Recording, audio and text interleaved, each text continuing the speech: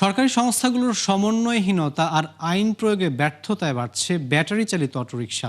এতে সড়কে বাড়ছে বিশৃঙ্খলা, হুমকির মুখে পড়ছে জনস্বাস্থ্য।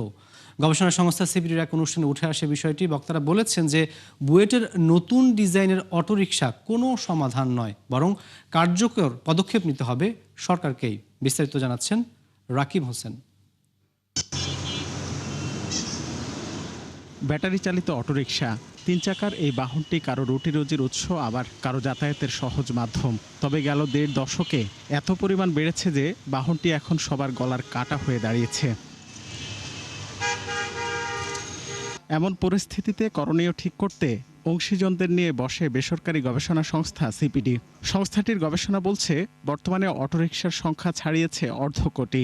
অনিয়ন্ত্রিত এ বাহনের কারণে সড়কে বাড়ছে বিশৃঙ্খলা, পাশাপাশি হুমকিতে জনস্বাস্থ্য।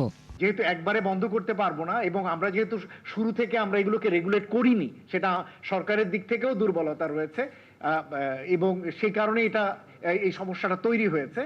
সুতরাং এখন যেটা করার সেটা হচ্ছে যে ধীরে ধীরে এই জিনিসগুলোকে আস্তে আস্তে ফেজ আউট করার ব্যবস্থা নেওয়া। আমরা এটিকে কোনোভাবেই রেখে দেওয়ার পায়তারা করছি না। এখন কিন্তু সরকার, পুলিশ কেউ কিন্তু এটাকে নিয়ন্ত্রণ করতে পারে। আপনি দেখবেন যখনই কোনো একটা ব্যবস্থা নিতে যাচ্ছে, তারা কিন্তু খুবই সংঘবদ্ধভাবে এটার বিপক্ষে একটা অবস্থান নিচ্ছে এবং এটা একটা আইন শৃঙ্খলা পরিস্থিতির উদ্ভব ঘটাচ্ছে। আপনি দেখবেন সমস্ত রাস্তাঘাট বন্ধ করে দিচ্ছে। এমন সংকটের জন্য planning commission, BRTA, LGED, traffic police ও বিটাক সহ সরকারি সংস্থাগুলোকে দায়ী করেন বক্তারা।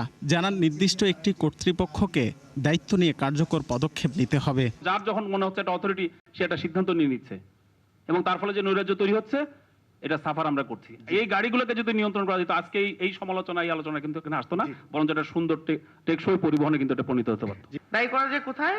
এনফোর্সমেন্টের জায়গাটাকে দায়ী করা যায়। লগুলা খুব সুন্দর আছে, আমাদের কাঠামো খুবই ভালো আছে। আপনি কম্পেয়ার করেন উইথ ওই যে উনি থাইল্যান্ডের কথা বললো, ওই বিটার সাথে তুলনা করে আমি অনেক গবেষণা করে দেখছি, খুব সুন্দরভাবেই তৈরি হয়।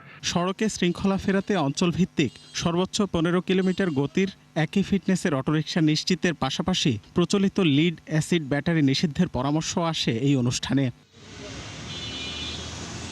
রাকিব হোসেন, ৭১, ঢাকা।